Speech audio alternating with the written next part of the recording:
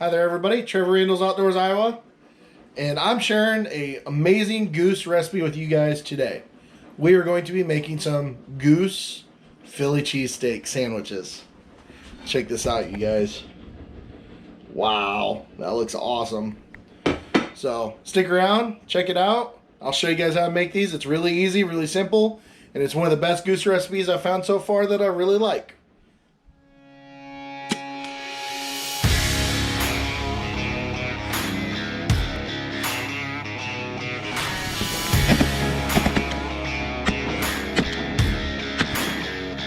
That's a walleye.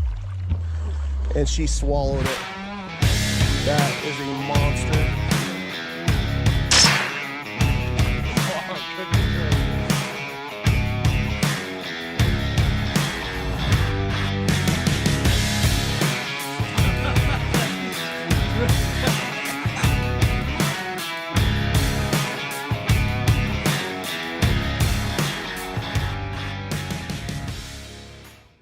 How's it going, everybody? Trevor Randles Outdoors Iowa here.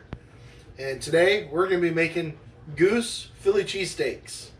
Oh man, this is a great recipe, I'll tell you what. I just started doing it this year and it's one of my favorite ways to have geese so far. And I definitely want to share it because it is so worth the try. Really easy to make. So we can do this on a couple cast iron pans. I'll show you what you need. Bear with me here. I feel a little bit under the weather if you can hear it in my voice. But still got to eat and got some goose to eat. So let's get on it. There you guys. So I have, of course, some buns. You want some sort of bun. I have some brat buns is all I got, but hoagie buns works. I already, to save time, sliced up my goose breasts, green bell peppers, and onions. So for 2 people, 1 goose breast will make like 4 sandwiches. You do 2 goose breasts, you can feed quite a few people. I do 3 green bell peppers and 1 medium to large onion. You're also going to want some provolone sliced cheese. I like to add mozzarella shredded cheese to the top of my sandwich. Need a stick of butter, salt, pepper, a little bit of garlic powder, and a secret ingredient, a little bit of cayenne pepper. Doesn't take much. I'll show you guys how to do that. Alright, so let's go ahead and head over to the stove. We'll get this started. Alright, so I'm going to use a couple cast iron skillets to make this recipe. I'm going to start whatever pan I'm doing the goose in. 2 tablespoons of butter. Start getting that to melt. You're looking at about a low to a medium heat. You want to cook the goose slower, and that'll help keep it more tender. And also, the thinner you slice the goose breast, the more tender it's going to be. Now, it's not going to be ribeye, but I'll tell you what, you'd be surprised. So, we'll go ahead and let that butter melt. We're going to add a tablespoon of butter to the other pan, and then the onions and green bell peppers are going in that one. We're ready for green bell peppers and our onions. Now, in your peppers and your onion mix, you want to cook the onions till they're translucent. And then that's when they're ready to go. I like to throw a little bit of seasoning in here with them, some salt, pepper. Make sure you drop some on the floor.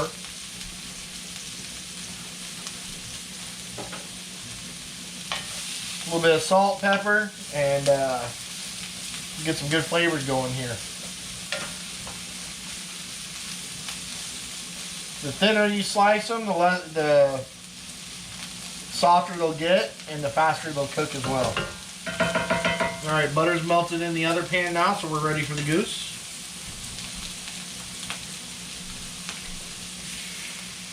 Now here's the secret, don't add the salt to the meat until after it's done cooking.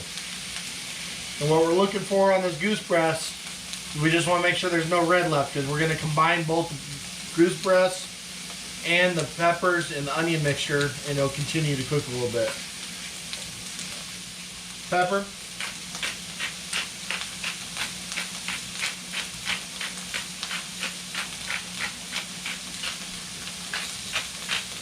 Do a little bit in the onion mixture too. Garlic powder. I'd say about 1/4 teaspoon. And then cayenne pepper. You don't want so much that's spicy. You just want about a half teaspoon to a quarter teaspoon.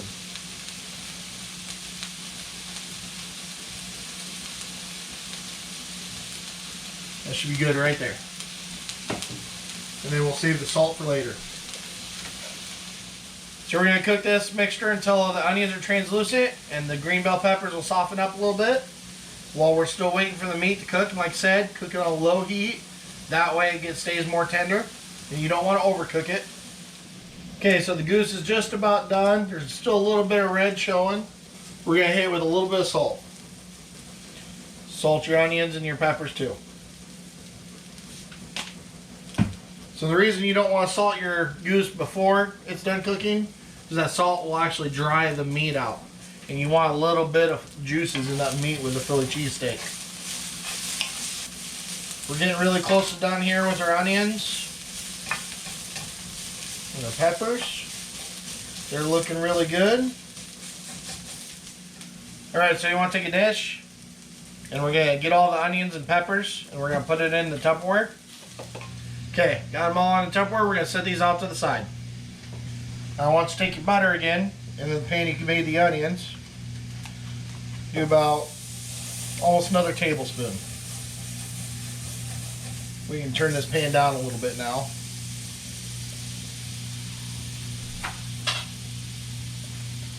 Now you want to take your bun and you're going to get that butter all on it.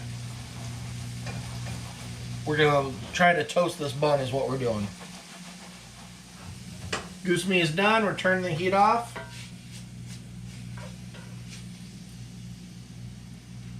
Oh, that smells so good too. My sniffer still works a little bit. Hopefully I get over this, whatever it is. I'm not sure. But definitely didn't feel too great today. Sometimes you have to push the bun down a little bit, make sure it gets nice and toasted. Alright guys, there we go. We got a nice toast on the bun. And now we're ready to start building the sandwich in the pan. So you're going to take your onion and your pepper mixture. You want one sandwich worth. Mix a little bit of goose in with it.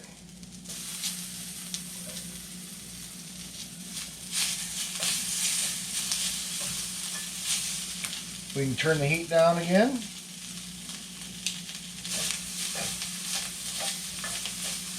Make sure you get that meat mixed in. If you want a little bit meatier of a sandwich, get some more meat in there.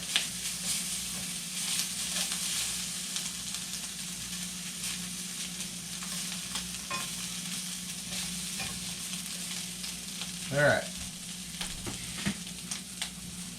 Now, you want to shape this into a rectangle. Get everything together nicely.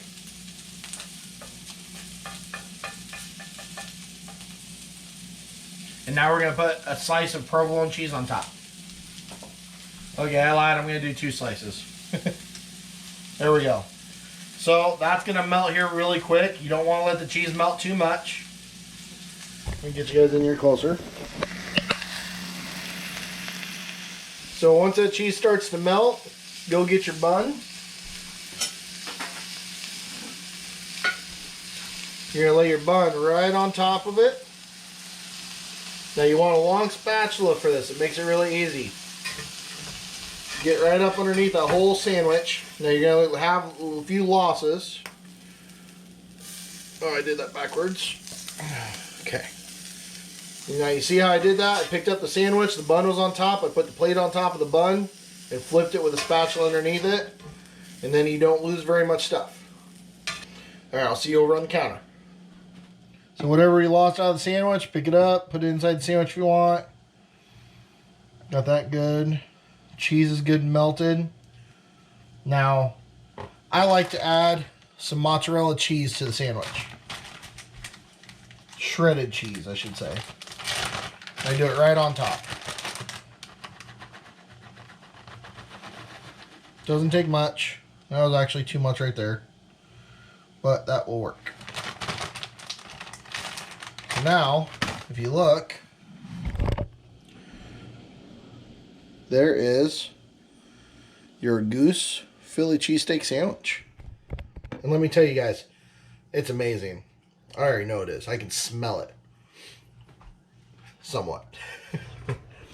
So to help it get squished down there, if you use too much meat, it makes it a lot harder to close the bun up.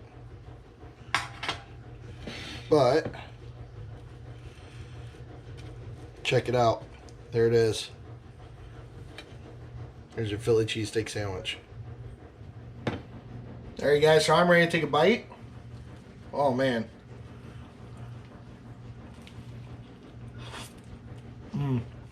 Oh.